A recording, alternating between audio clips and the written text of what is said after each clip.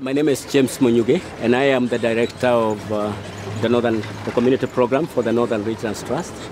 The Northern Regions Trust is a community-based organization that helps communities north of Equator in Kenya to manage wildlife and to manage their wildlife and livestock habitats. And as a policy, Kenya Wildlife Service believed wildlife must pay for its way. And wildlife money must go where wildlife go.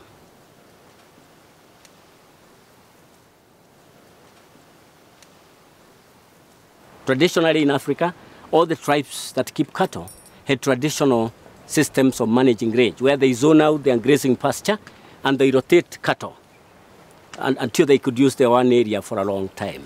But unfortunately, out of what people call corruption and gravity, people have lost culture.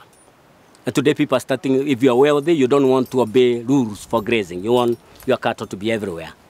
And I think Northern Regions Trust is committed to that, because if there will ever be a future for wildlife in northern Kenya, there must be a guarantee in the future for livestock.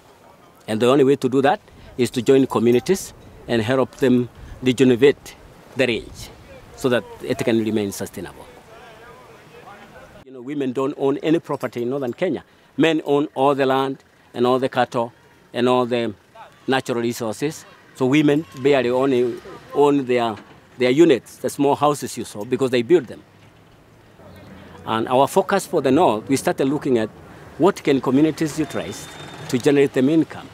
Rebecca, like you discovered, is on a major tourist circuit. It's called the Northern Tourist Circuit, that tourists come from Nairobi through Mount Kenya into Samburu. And, you know, like you discovered, they live just next to a major highway into Samburu Game Reserve. And I found Rebecca struggling with the communities there. They knew they could sell their artifacts, because like you realize, Samburu people are very beautiful people with culture. But unfortunately, they look very beautiful but too hungry. There's nothing to eat. And I told them, you guys, you know you sleep on gold and walk without food. Because the poverty that is hit you is not money, it's poverty of ideas. I said, why don't you sell some of your beauty and make some money? Highly encouraged by Rebecca, because she's a very strong woman leader. For the Samburu, I've not seen one like her. She, for the first time, you may have discovered she has employed a few men. It doesn't happen in Samburu culture. You know, women never employ men. It is the other way around all the time, and women never own anything. But Rebecca, for once, owns a culture, and men have respected it because she is pretty strong and she is guiding women and their youths pretty well. So Rebecca started, she brought together her group, and we started giving them money. The first time we gave her group 150,000 shillings. And they pay back, it's a small loan, they paid back on a 5% interest. That helps build the kit, allowing more women to borrow. We don't do it for profit.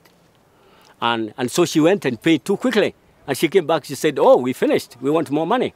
And we gave another 300,000. Oh, she went and finished this sooner than we expected it. And she came back and she said, no, now we want 440,000. And my committee was like, oh, no, how will they pay this? And I said, look, we have a policy. We had better give them. And we gave them. And you know what they are doing? Something women don't do in northern Kenya.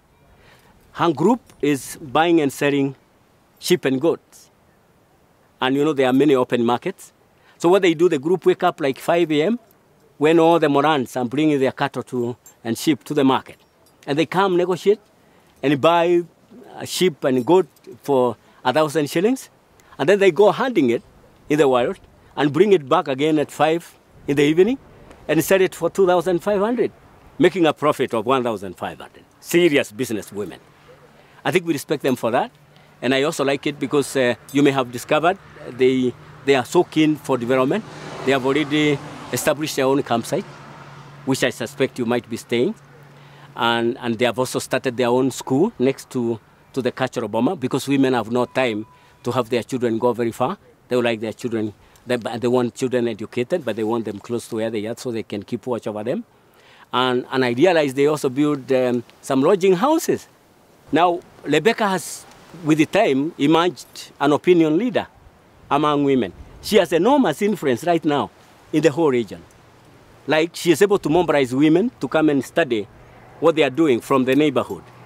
And there are so many cultural bombers right now. You may have seen at Archers alone, I think there are about 15 different cultural bombers, all that have grown from Rebecca's efforts.